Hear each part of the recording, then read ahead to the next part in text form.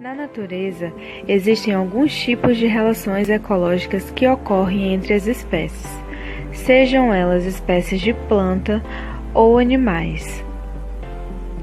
Essas relações podem ser classificadas como relações intraespecíficas que ocorrem com indivíduos da mesma espécie e relações interespecíficas que ocorrem com indivíduos de espécies diferentes.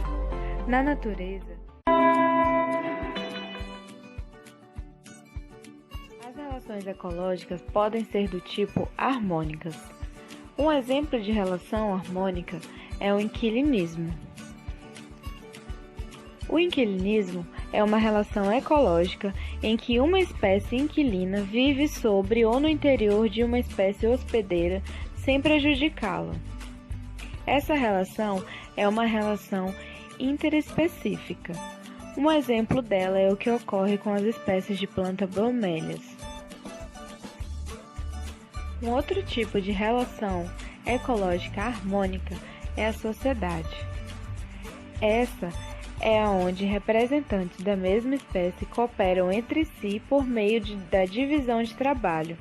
Portanto, essa é uma relação intraespecífica. Um exemplo disso é o que ocorre entre as abelhas, como está demonstrado no exemplo. Um outro tipo de relação harmônica é a colônia. Nesta, ocorre uma associação anatomicamente entre indivíduos unidos entre si que podem desempenhar funções específicas. Essa relação é um tipo de relação interespecífica, e um exemplo dela é o que ocorre no fundo dos oceanos com os corais.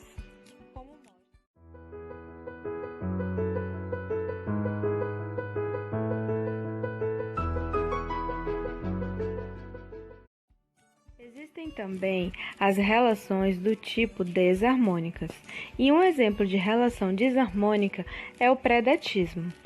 O predatismo é a relação em que um indivíduo mata o outro de outra espécie para se alimentar. Um exemplo dessa relação é o que ocorre entre o leão e a zebra nas savanas africanas. Um outro exemplo de relações ecológicas desarmônicas que podem ser encontradas na natureza é o amensalismo. Nesta, um indivíduo secreta substâncias que inibem o desenvolvimento de outras. Um exemplo desse tipo de relação desarmônica é a relação entre o eucalipto e outras espécies de plantas. Um outro tipo de relação ecológica desarmônica é o parasitismo. Essa relação é considerada uma relação interespecífica. É a relação em que um indivíduo se alimenta de outra espécie diferente sem necessariamente matá-la. Um exemplo de relação ecológica denominada parasitismo é a relação entre os carrapatos e os cachorros e também a relação do piolho.